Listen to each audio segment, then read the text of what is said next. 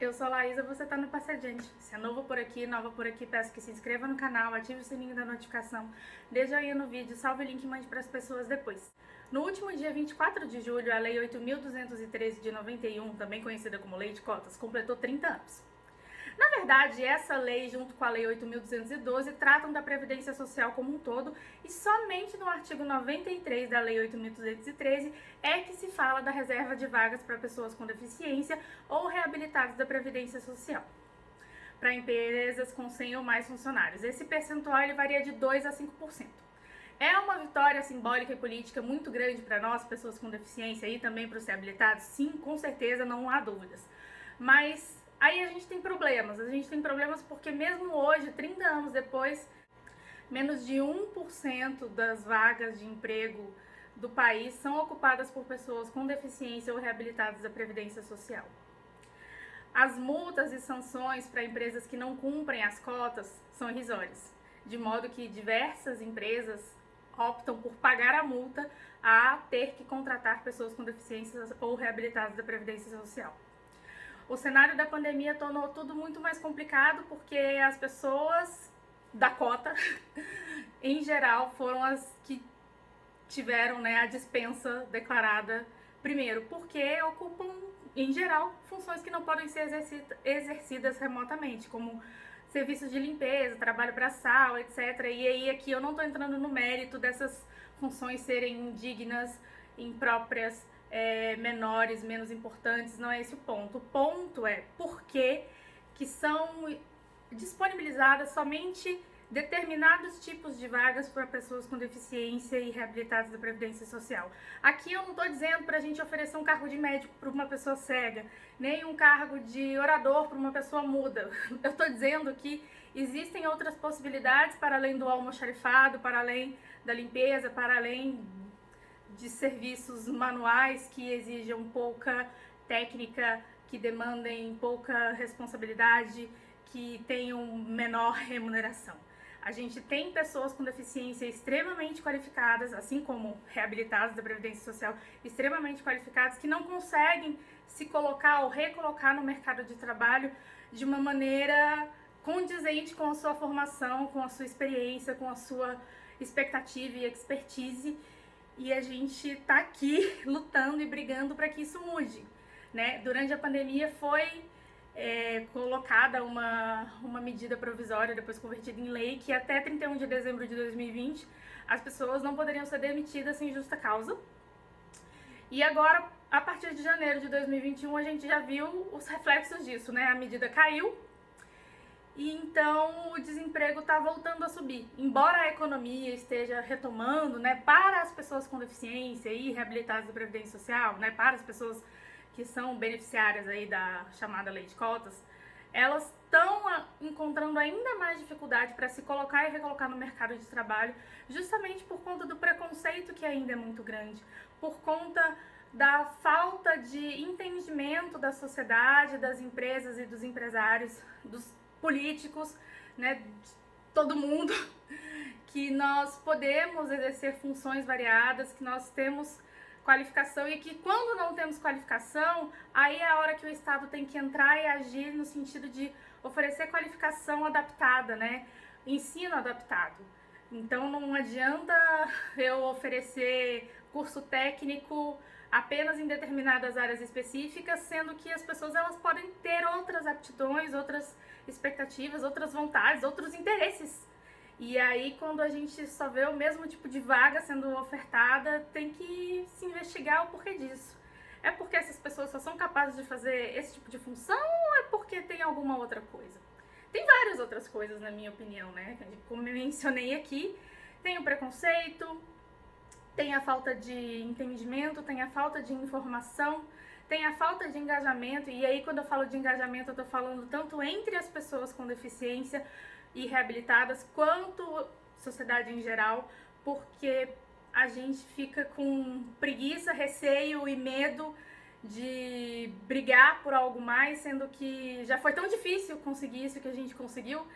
E sim, foi muito difícil, mas se a gente não continuar mostrando e demonstrando que somos capazes de fazer outras coisas, que somos capazes de exercer outras atividades e que somos consumidores e produtores em diversos níveis, áreas e aspectos, né, do mercado, as empresas, os empresários, eles nunca vão perceber isso. Eles vão cumprir a cota da maneira mais porca possível, em sua maioria, ou então vão optar por pagar a multa, porque a multa é mais barata do que ter que lidar com adaptar o ambiente de trabalho e as relações de trabalho para acolher uma pessoa com deficiência ou reabilitada da Previdência Social. E isso é real. E por que as pessoas optam pela multa? Porque a multa é irrisória. Por que as pessoas optam por, às vezes, pagar para a pessoa com deficiência ficar dentro de casa? Porque eu não quero adaptar o meu ambiente, porque eu acho que essa adaptação vai ser muito difícil, porque eu acho que essa adaptação vai ser muito onerosa, porque eu não tenho saco, porque eu não quero, porque eu não tô afim. E nem sempre adaptar o ambiente de trabalho, adaptar as relações de trabalho, os processos e os procedimentos, vai ser um bicho de 7 cabeças. Às vezes você chega para conversar com a pessoa, você vai descobrir que a adaptação que ela precisa é mínima. Ela não vai precisar de nada tão estroboscópico assim para exercer o trabalho dela. Mas quando se fala em contratar pessoas com deficiência, você já imagina que vai precisar enfiar uma rampa em algum lugar, colocar um elevador, ter um intérprete de Libras, ter um sei lá mais o que. E às vezes vai, mas na maioria das vezes não vai. E quando precisar, por que não? Né? O mercado tem mostrado, os dados têm mostrado que as pessoas com deficiência têm consumido e produzido cada vez mais. Então, por que a gente ainda resiste tanto em se adaptar às necessidades desse público, do meu público, né, do público do qual eu faço parte? É realmente uma questão financeira ou é muito mais uma questão de não querer ver, né? De não querer perceber que é um público que consome, que é um público que tem interesse, que é um público que quer participar, que é um público que quando você não tá lá preparado para recebê-lo, você fica... Você e a outra pessoa comendo torta de climão, e eu já falei disso várias vezes aqui, a gente não precisa esperar o constrangimento acontecer para tomar uma atitude, a gente pode ter a acessibilidade, a inclusão como requisitos de relações humanas, de produtos e serviços, desde o princípio, desde sua concepção até, né, depois de sua implementação, pesquisar se funcionou, se está atendendo, se está sendo bom, se não está sendo bom. E aí, voltando, né, para a questão maior desse vídeo, que é a lei de cotas, eu acho que os percentuais que são aplicados hoje em dia, eles são muito pequenos, considerando que somos mais de 1/4 da população brasileira. Você ter reservada no máximo 5% das vagas de uma empresa para pessoas com deficiência ou reabilitados da Previdência Social é muito pouco. Mas a gente tem que começar de algum lugar, né? E começamos por aí, mas eu acho que depois de 30 anos já está na hora de perceber que esses percentuais eles não são bastante. Inclusive, tem um projeto de lei, e eu fiz um vídeo disso na época, eu vou colocar aqui no card, na descrição, que falava sobre a reserva de cargos para pessoas com deficiência e reabilitadas nas funções de assessoria e gerência das empresas. Por quê? Porque é muito difícil, é bem raro você ver uma pessoa com deficiência ou reabilitada ocupando um cargo de grande importância dentro de uma organização. E aí é porque essa pessoa é incapaz de ocupar essa função ou é por causa de outras coisas? De novo, por causa de outras coisas que já comentamos anteriormente aqui no vídeo e em diversas outras ocasiões aqui no canal. Não sei como é que está a tramitação desse projeto hoje em dia, e eu sei que tem um outro projeto de lei tramitando para alterar a lei de cotas no sentido de piorar a lei de cotas, né? Hoje em dia você só pode demitir uma pessoa com deficiência ou reabilitada se você já tiver uma pessoa com deficiência ou reabilitada para aquela função que vai ser desocupada. Você, quando demite por justa causa, você tem um prazo de 40 dias para conseguir uma nova pessoa para ocupar aquela vaga.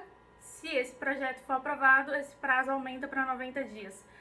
E aí, assim, como é que fica, né? A gente já tem uma dificuldade tão grande de fiscalizar, de multar e de fazer a cota ser cumprida, não no sentido só numérico da coisa, não só de ter a pessoa com deficiência por ter a pessoa com deficiência, mas de tê-la na empresa como um membro produtivo, capaz e alguém que está ali para agregar, não só para cumprir uma cota estipulada numa lei, né?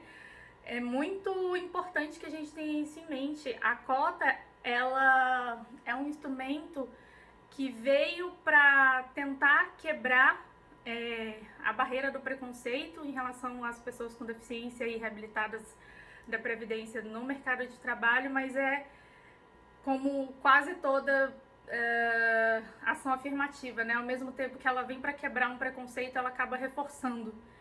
E a gente tem que focar na parte do quebrar o preconceito e não de reforçá-lo, de entender que não estamos contratando pessoas com deficiência simplesmente por conta da cota.